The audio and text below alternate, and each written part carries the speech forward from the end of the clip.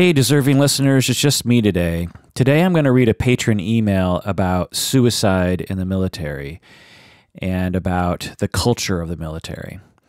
And I'll provide some statistics and speculate as to what the problems are and maybe where we're heading.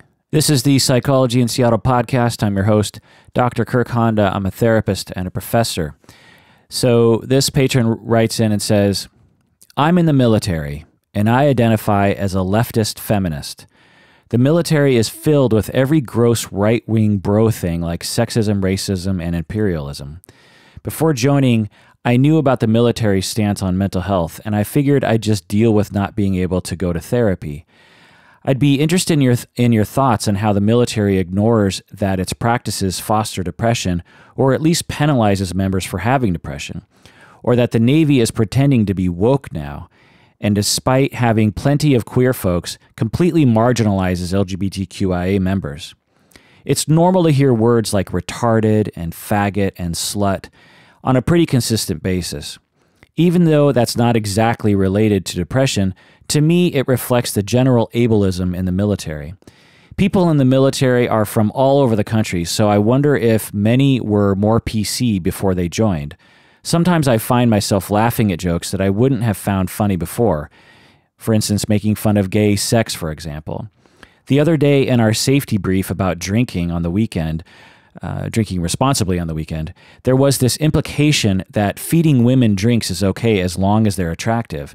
The conversation about sexual assault always comes down to getting caught, instead of the fact that rape is a shitty thing to do to another person. I was also asked by another of my superiors if I was a lesbian because I wear my hair high and tight. The room was full of people and it got really quiet and everyone just looked at me. The worst, though, is probably how suicide is talked about. It's a joke to my superiors, and there's often this undertone that suicidality is a result of weakness. A friend of mine killed himself, and someone else said about him, he was weak and it brought us down. Get over it, unquote. So that's the email from the patron. All right, what do I have to say about it? Well, I don't have much to add to this, and this is much more detail than I would have imagined. I mean, it's always hard. I'm not in the military, so it's just hard for me to know, and the military is a bit of a mystery to me. So when I read this email and other emails like it, honestly, it's like interesting to hear this inside, opinion from some individuals.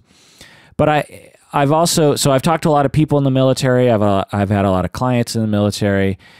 I have, a lot of people email me who are in the military. This doesn't really surprise me given everything that I've heard. And honestly, the rest of society is like this. So the fact that you're experiencing ableism about depression and weird attitudes, marginalizing, hurtful attitudes about suicide in the military doesn't surprise me because in the rest of society there are hurtful attitudes. So to me, this just exhibits the massive misunderstanding of the impact of mental illness.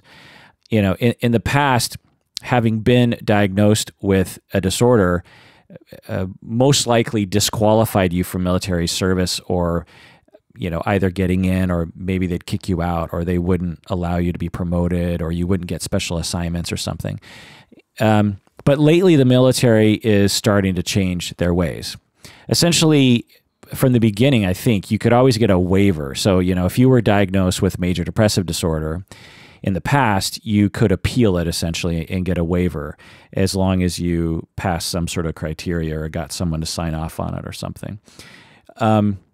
Essentially, I think the military is realizing that some people who have been diagnosed with something are actually totally fit for service. Whereas in the past, they thought, well, if you've ever been diagnosed with anything in the DSM, automatically you're disqualified. Well, more recently, they're starting to change their ways. I'm guessing it's been very slow because anything in society and anything as big and as old as the institution as the American military is not going to adjust very fast. But things are changing. Now, it makes sense that there would be some mental conditions that would disqualify you from military service. For example, active psychosis, right? That probably should disqualify you, right? If you're actively delusional and psychotic, I don't think it's a great idea that you're, have access to arms and other people are depending on you to do your job, or else they're going to die, in war. And so it makes sense. But I would guess that there's a large percentage of people who have been diagnosed with a mental disorder who are totally fine to be in the military. Now, so let's look at some rates here. So just some rough statistics from the last little bit of time. Some studies have found that about 25% of people in the military currently have a mental disorder. This is about at par with the rest of the United States. So it seems that the military has a similar rate of mental disorders as the general population, which makes sense, right? So if a quarter of the people in the military qualify for a diagnosis, and if you follow a very rigid policy about no mental disorders in the military, then at any given time they should be firing a fourth of their personnel, which doesn't seem reasonable, right? Also, within those people, not within those, but another statistic here is another study found that 14% have thought about suicide and 5% have planned a suicide. So and that's higher than the average rate. So it seems that mental disorders pretty similar to the average American, but their suicide, the rate of thinking about suicide and the rates of attempting and completing suicide is quite a bit higher than the national average. Some other statistics here, a study that looked at numbers from 2015, 265 active duty service members killed themselves, which was down from 2012 because there were much more people. And for whatever reason, in 2012, there was a lot of people who had completed suicide, but it's still pretty high.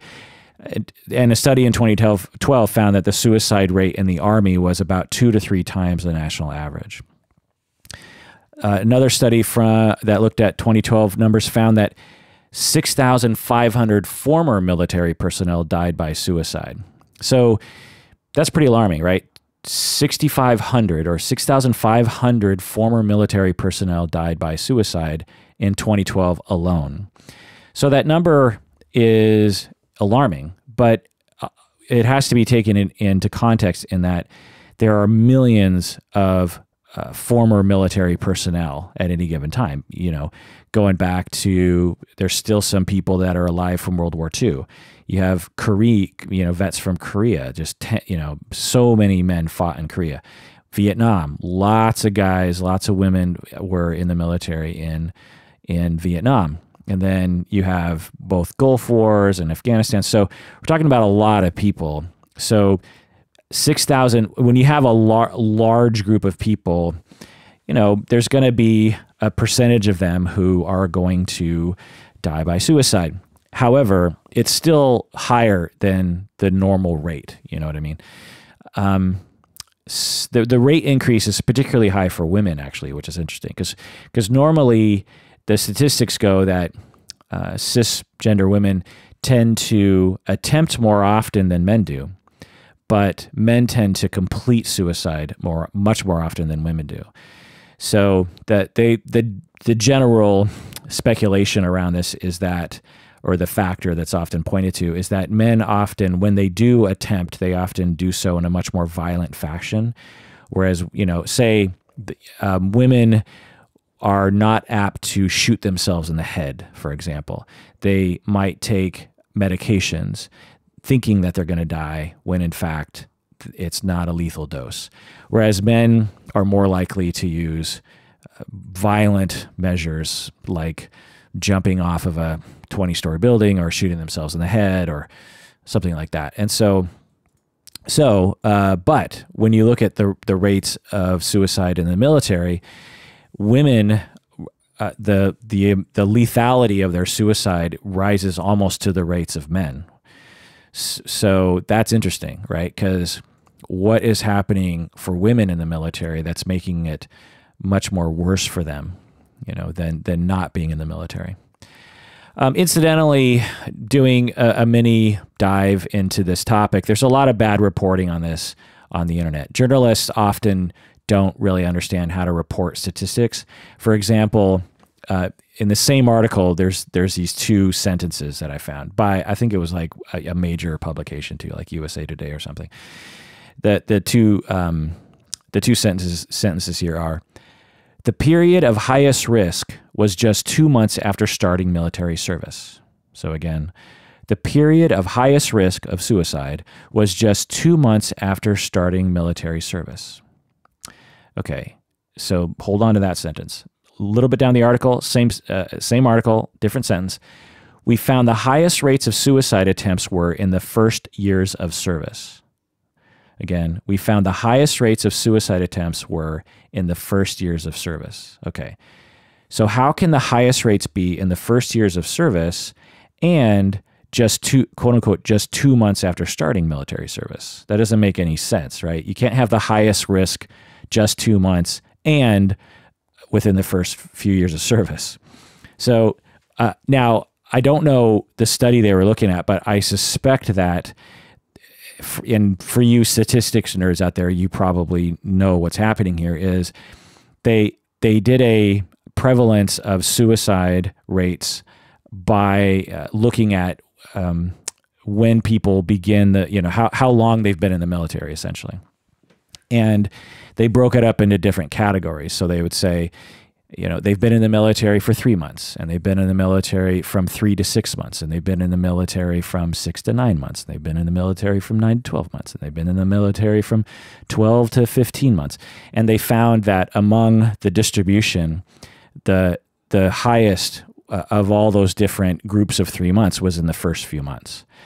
So, but then when they broke out the distribution by spans of years, like 0 to 3 years versus 3 to 6 years versus 6 to 9 years, they found that within the first 3 years, that was the highest rate. So if you understand statistics, you understand that how those graphs would look, right? And so the journalist is looking at that, looking at two different graphs and saying, again, the period of highest risk was just 2 months after starting military service. And same article, we found the highest rates of suicide attempts were in the first few years of service. So it's just kind of weird. Incidentally, this article was trying to basically make the point that deployment doesn't actually cause suicide risk. That they're saying that there's just something about the transition of just going to the military that increases one's chance of dying by suicide. And there's just a lot of speculation in there, and it's just hard to tell. Of course, suicide in the military would have a lot of different reasons as to why it's happening, right? Suicide outside of the military, there's a lot of different reasons. And so but it is interesting that there's kind of a pretty good group of military folks who attempt and complete suicide who have never even been deployed. So it might not even have anything to do with PTSD in the military. But what the other thought is, it's like, well, what is the military doing to people in the first, few months or few years? Or what sort of people are attracted to the military? What sort of backgrounds are typical to people in the military? How can they help people transition into the military? So there's that. Also, I'm guessing there's a fair amount of people who suffer from PTSD for various reasons because of military service who that's what drives them to attempt suicide also. So it's not like deployment doesn't have, can't play a factor in suicide. It's just that it's a complicated issue, of course. And by the way, I just want to go on a little jag here, is that outside of the military, in the United States, suicide is the 10th leading cause of death overall. About 41,000 people die each year from suicide. Somewhere around 40 to 45,000 people die each year in the United States from suicide. That's a lot of people. And I just want to contrast this that in the last 10 years or so, ever since 9/11, foreign-born terrorists have killed about 1 American per year on average. So let's just compare those two statistics, okay? Every year, about 40 to 43,000 Americans die by suicide, whether they're in the military or not. Let's just say low estimate 40,000. 40,000 Americans die by suicide each year, versus 1 person dies from a foreign-born terrorist who may or may not even be Muslim, by the way. So let's just look at those. Let's just look at that statistic: 41,000 versus 1, and that 1 person who died may have not even been killed by a Muslim foreign terrorist. I just want to highlight that and just point out how stupid we are as humans. Okay. So let's look at the possible factors as to why there would be ableism in the military regarding depression and more specifically suicide. Well, and this is all just me speculating, so take everything I'm saying with a grain of salt here. Number one factor, I think, is that not in order of weight, but just the first one I thought of was that the military is comprised of mostly men. And men in general, not all men, but many men do not have an awareness of marginalization or any kind of ism because they just haven't experienced it in their life. Now, of course, African American men certainly have, gay men certainly have. So it's not like being a man means you've never been marginalized. But when you have a lot of men, a lot of young men together, they just lack awareness. So when you don't understand something or you don't really get it, it's easy to dismiss it, right? It's easy to be like, snowflakes, Number two is that in the military, there's a rigid hierarchy. There's an extremely rigid hierarchy that has a lot of layers to it. And whenever you have a rigid hierarchy, there tends to be problems, right? Because if your superior does something to you, and you go to your superior, and they say, "How dare you come to me? You should," there's it's people who are at the lower levels of the hierarchy know that they don't have any power, right? And anyway, so also mostly men are at the top of the hierarchy. So again, just a lack of awareness. Number three is that there's a general cultural understanding in our society, and maybe particularly in the military, that when you are expressing vulnerability or any kind of hurt feelings, this means that you're weak. Extended from this is like if you have depression or anxiety or PTSD or suicidal thoughts, then you're weak. There's something wrong with you. You're not tough enough. There's also a cultural understanding, a misconception that these things are uncommon, that they're rare. I mean, the fact that 25% of military folks currently have a mental disorder should tell you that it's not uncommon to have a mental disorder and be in the military. But somehow there's this denial or just ignorance stating that mental disorders and depression being one of them is just this really uncommon thing. It's just like, nope, it's very common. Also, there's a cultural understanding that the military is the same, within the right wing, or the military is a Republican institution or something. And there's this cultural understanding that if you're in the military, you don't like social justice, you don't like social justice warriors, you don't like snowflakes, you don't like Hillary Clinton. There's this cultural understanding, and of course that's a gross generalization. There are certainly people in the military who are Republican. There are certainly people in the military who are Democrat, just like the patron who wrote in. And so whenever let me give an analogy here. In Seattle, it's considered, Washington is a blue state, as they say. It votes very consistently Democrat. I think the last time the Washington did not vote for a presidential candidate, as a Democrat was Reagan, and Reagan was loved by everybody. You know, Reagan had just landslide approval. And so in Seattle, and Seattle is like, so Washington is a blue state, blue voting state, but Seattle is like the bluest of the blue, right? There's just a lot of liberals living in Seattle. But there are a number of Republicans. And it's, you know, rough estimate, say 30% of Seattleites are Republican who vote Republican consistently. I don't know the exact statistic, but it could be even as high as 40%. But at any rate, it's, you know, it's not as low as 5%. It's somewhere in the realm of 30 to 40% or something. Actually, let me look this up because I think it's important for me to know. Okay, so actually, I just looked up all the stats here, and I'm surprised actually. So Seattle. Apparently, it took me a while to actually get some good data on this, but it looks as though only 8% of Seattleites voted for Donald Trump. 8%.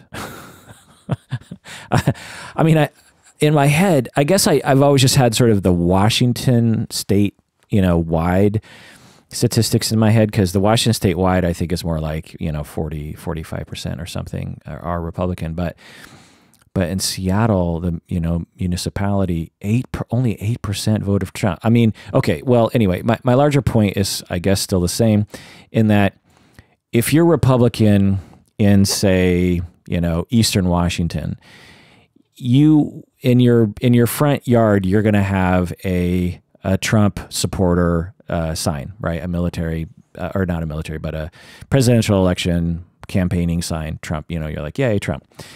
In Seattle, I didn't see a single Trump sign or sticker anywhere. And anytime I did see a sticker, I figured out that person has to be not from Seattle. They have to be commuting from somewhere else.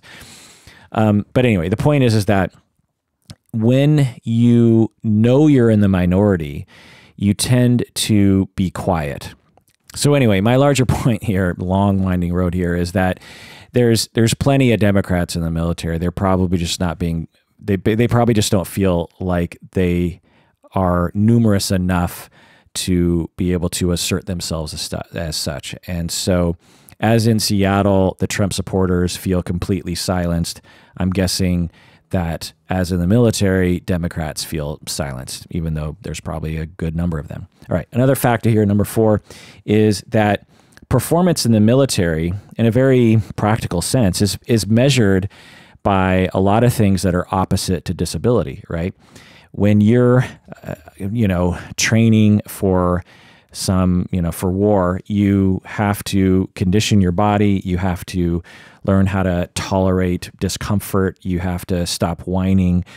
You have to endure a lot of things because it's just a part of the job. And so there's this culture of, stop whining, don't be a pussy, that kind of stuff, which, again, makes sense. If your unit is at war and you have some amongst your ranks who are complaining about, the fact that they're sweaty or that the air is dusty or something, then, that's not helpful. And it brings down morale. It means that you're not concentrating on the job at hand. It means that you're not willing to tolerate things for the good of the whole. And, it makes sense that you would want to weed out people who can't handle things. But they probably take this attitude too far, especially with the ignorance of what depression actually is and what suicidal thoughts actually are and what human vulnerabilities actually are. The military probably takes this attitude too far. Also, number 5 is that there's a ton of pressure in the military, especially when you're at war, right? But even just when you're not in the theater of war, there's just a lot of pressure. It's a high pressure environment, and therefore, when you are struggling and there's just a lot of pressure, there's a need to vent those feelings, right? You need to sort of get those feelings off of your chest. And I see this a lot actually in my field. There's a lot of pressure in my field in mental health, and there's this need to vent about those feelings. And some people don't have anywhere that they can vent those feelings, and or they're told that they shouldn't complain or that they don't have a right to complain or something like this. And so when people are sort of pushed into a corner with a lot of need to vent about their feelings, one of the things that they do is they essentially try to deny their inner vulnerability. They just be like, well, I don't have any feelings and I don't need to vent because I'm fine. When in reality, they very much do need to vent and they very much do have feelings, which results in another defense of displacement of the shameful feelings onto an out group, like those who are suffering, those who have depression, and those who are, experiencing suicide. So I'm guessing that some of that ableism is fueled by those defense mechanisms. Number 6, in the military, as I said, a lot of men, there's a lot of young male energy, a lot of males, not only just men, but also young men.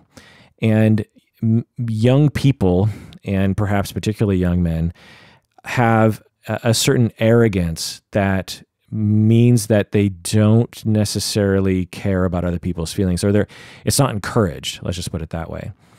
And also, as we know, young people, prior to being in their late 20s, they functionally have an underdeveloped connection to their frontal lobe, meaning that it's hard for them to understand things. It's hard for them to reason. It's hard for them to refrain from impulsive behavior. And it's also hard for them to empathize with other people's feelings. And so you add all that up and you're going to have some problems. Number 7, the rest of society is ableist and ignorant about depression and suicide. So why wouldn't the military be as well? Number 8, people have a lot of people. I have learned every year I come to realize that lots of people have been traumatized, whether or not they exhibit actual PTSD or not, or they know they have PTSD or not. I have found that I probably, in terms of my a little bit broader definition of trauma, but not too broad, I probably, in terms of everyone that I've ever met clinically and personally, I cannot think of a single person who has not been traumatized in some way. Now, I'm talking not obviously about war trauma, but I'm talking about obviously sexual assault trauma. I'm talking about physical abuse trauma. Anytime when you are terrorized, when you're afraid, when you're deeply afraid of something, that can result in what we call trauma, that can result in effects later on in life. And our society is just really bad in terms of supporting people after trauma. One, we just don't get it. Even in my field, I feel like a lot of people don't understand trauma. I can't tell you how many times with my supervisees, I have to help them understand the depth of trauma and the physical reality of the neurons regarding trauma, and that it's not something to take lightly. And I have supervisees who work at agencies who have other supervisors who are, kind of pulling them in other directions. And it's just one of those things that I can't tell if I'm just like on a high horse or on a soapbox or something, or if I'm legitimately seeing something that is happening in our society. It's just hard for me to tell. Let's take a break, and when we get back, let's continue this.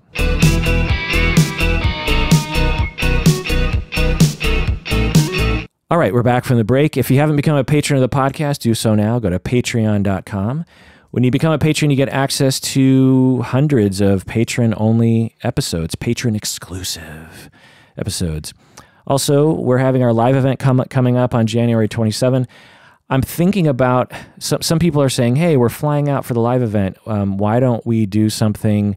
Because the live event's on a Saturday afternoon and evening. And so people are like, hey, we're flying out, and why don't we do something on Friday too? And someone's like, hey, I know you're not gonna record anything during the live event because you don't want to have to worry about the audio equipment and everything. But how about you do a live podcast on Friday night? And so we're thinking about doing that. So on January 26th, we might do a live podcast somewhere in Seattle. Not sure where, maybe Rendezvous. Stay tuned. But if you go to the Facebook, if you like the Facebook page, or say that you're going to the event, because we made an event on the Facebook page, you'll get updates as to what's happening. All right. Other factors as to why the military would exhibit ableism. Number 9, lack of enough policies and practices to change the culture. There's been some recently, which I'll get into more in a second, but there just hasn't been enough movements and enough people in power doing things to make sure that ableism is a thing. I mean, how many people in the military even know what the word ableism means? How many people in society know what the word ableism means? Number 10, another factor in the ableism prevalence in the military is gallows humor. There's just this thing that happens when you're in tough situations as a profession with your colleagues. Gallows humor or crude humor or just insensitive humor emerges. You'll see this with surgeons. You'll see this with therapists. You'll see this with professors, honestly. You'll see it with supervisors, and you'll see it with people in the military. And that doesn't excuse it at all, but it widens the possibilities of what's okay in humor, which can sometimes allow ableism jokes to sneak in there. Number 11, familiarity sometimes breeds a certain crudeness that is understood to be lighthearted but hurtful to others. I do this with people that I'm close to. Me and my friends, and maybe even me in particular in other groups, when I know I can trust people, I'll try to make all sorts of jokes, but one of the kinds of jokes that I am prone to make are extremely insensitive jokes. Yesterday, I did that actually in class with a group of students that I know really well. And so it doesn't mean that it's right, but it's a thing in society. So that maybe that's another thing that happens in the military.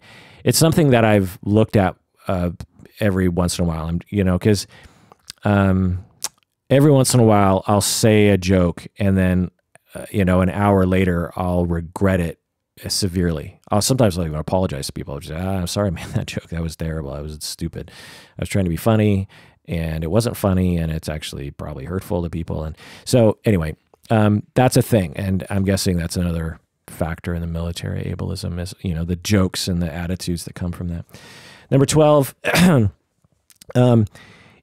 this is a big one. If the military admitted that their members were actually suffering mentally, then the military would have to add services, which costs money, right? And they'd have to admit that their practices are not wonderful, which makes them look bad. If the American people realized that war causes problems, that military service causes problems for people in the military, then American people might not want the military to have as much money, or they might not even necessarily want to go to war. And if the American people don't want a military as big or don't want to go to war, then they will vote for politicians, or they influence politicians to defund the military, which basically eliminates your profession or eliminates your income. And when your livelihood is on the line, you'll do just about anything, and you'll adopt just about any attitude you can. And military people are no different from anyone else in that way, right? So in order to salvage your raison d'etre, your job and your income and your career, then certain attitudes are going to lend themselves to that end. And one of the attitudes, again, total speculation, is one of ableism, and one that ridicules weakness. When someone kills themselves by suicide, a self-serving attitude is to say, well, it's not the military that caused that. It's, that person was weak. Suicide is a weakness. It's not our fault that he or she decided to kill themselves. It's something about them. So I think that's it's sort of a defensive knee-jerk reaction on part of people in the military. But again, probably the biggest factors are the fact that you have a rigid hierarchy that is with mostly men at the top. And you also have a cultural understanding in our society, and particularly in the military, that being vulnerable means that you're weak and there's something wrong with you and you need to be gotten rid of. Having said all that, I just want to highlight that there are many people in the military today who, and in the past, who are at the cutting edge of social justice, some even in the upper ranks. So things have been changing. There are policies being established. There's Senate, bills being passed. There's all sorts of things that are designed to help people with depression and specifically suicidal thoughts. Our society is slowly addressing this. We're slowly reducing the stigma about mental conditions in general and about depression and suicide. I mean, in my lifetime, I have seen attitudes about depression and suicide change significantly. So they're changing ever so frickin' slowly, though.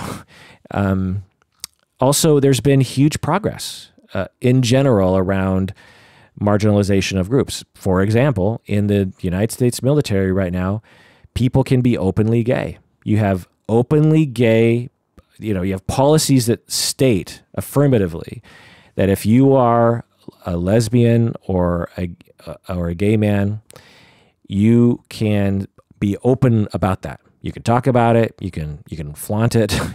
Now, whether or not you feel welcomed or not is a whole other question. Whether or not you're bullied is a whole other question. But at least the policy is such that it's okay. It's fine. There's nothing wrong with that. And this is after years of the Clinton thing of don't ask, don't tell. I mean, I remember I've been waiting for these kinds of things for so long that I remember when Clinton did the don't ask, don't tell thing, I was so disappointed. And that was in the mid-90s.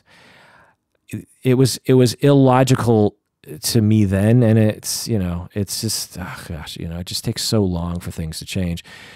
Obama initiated some suicide prevention strategies for the military in his time. As I've been saying, the waivers for mental disorders have increased. The exceptions to the mental illness policies have been broadened.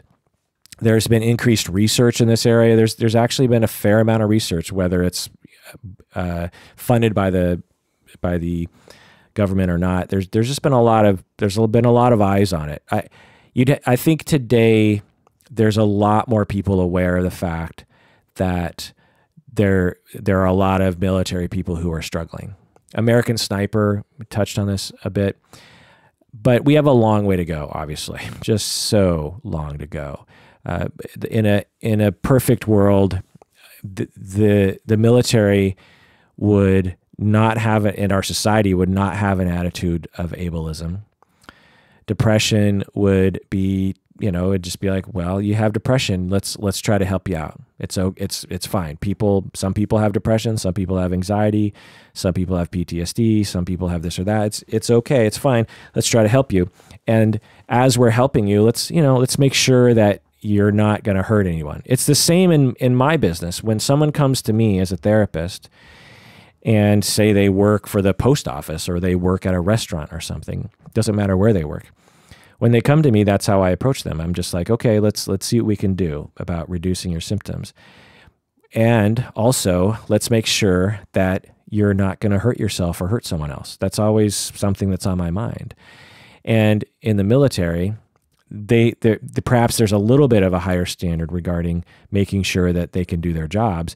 But anyone who knows anything about these sorts of issues knows that having a diagnosis of, say, depression doesn't automatically disqualify you from being able to do your job in the military. So it's, just look at it practically in an unbiased way. That would be a perfect situation. And I would suspect that the majority of people who were diagnosed would be found to be fit to do their job. Once they just observe them on the job, they'd find out, yeah, you're performing fine. And with treatment, you'll even be less at risk. Let's help you out. There's known treatments for these kinds of things. And incidentally, what they find in the military right now is that so many people are afraid of losing their jobs that they don't get help, and therefore the problems get worse.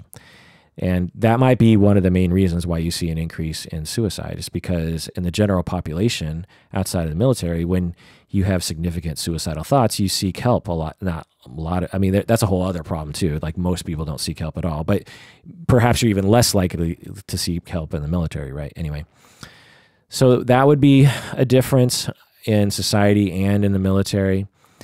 There would be ways in which those without power would be able to initiate a process that did have power, right? So let's say you're at the lowest rank possible and you are being treated like crap because people say that you're weak because you've thought about suicide.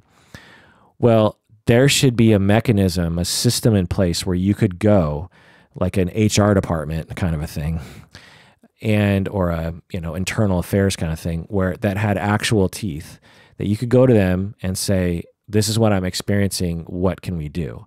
And that outside group would have a ton of power and would be able to say, okay, these are the strategies that work best, and let's make this good for you. Let's make sure that you're not treated this way anymore. Maybe they just go straight to those people and train them. Maybe they go straight to those people and issue a warning of some kind, or who knows. But it doesn't have to be like some massive change to the military. It just has to be like some people in power who have the ability to exert that power. Now, I don't see that happening anytime soon, honestly, because there's an analogous situation in our society right now. We're just now, with the Harvey Weinstein and all the other people who have been accused of sexual harassment and sexual assaults, we're just in 2017, almost 2018. We're finally seeing people coming forward, when presumably we thought that we had the mechanisms in place that would be able to help these people all along. 10, 20, 30 years ago, we had laws in place. We had HR departments. We had, advocates and this kind of thing. And somehow the victims, and even many victims still, do not feel safe to come forward. There's something wrong with that. When you are, when you're a victim of a crime, there should be a system in place to make you feel extremely comfortable coming forward. It's sort of like, imagine that your neighbor steals your car, and then you're like, hey, you stole my car. And then your neighbors come over to your house with guns and they say, look, we know where you live, and if you call the cops, and if the cops show up at our door, we're going to burn your house down. We're going to kill you and your family. And so how many people in that situation are going to say, yeah, I'm going to call the cops? A lot of people wouldn't go to the cops. They'd be like, well, I lost a car. That sucks, but at least me and my family aren't going to be killed. Well, we can all agree that's not okay, right? Well, that's an extreme example. When you're in the military, you should be able to come forward and say, I feel as though my unit or my battalion or whatever group you want to say, or my superior, is making me feel like crap because I suffer from depression, and that person is making me feel like crap and calling me a lesbian just because I have short hair, and that person is, has issues with certain groups of people. There should be a way, there should be a swift mechanism of power that says, okay, we'll take care of it. We'll make sure that doesn't happen again. And if it doesn't happen again, come back to us. There should be a very quick, swift response to that. And my God, I'm guessing that is not the case in the military. I'm guessing there are pockets of that for sure. I've watched videos of quote unquote woke, colonels and generals, upper management, shall we say. But according to this patron anyway, there's still a problem. So that would be a perfect world. I would suspect that as our society moves forward, so will the military. And so we need to move our society forward is the thing. And we need to keep moving our society forward. And maybe in the military, we need to add some mechanisms to help people out. All right. Well, so I know some of you are in the military. Let me know what you think about what I'm saying. Share your stories. Tell me if I'm right or wrong. As long as you're polite about it, I'm cool with that. It was that episode of Psychology in Seattle. Thanks for joining me out there, and please take care of yourself, particularly if you're in the military, because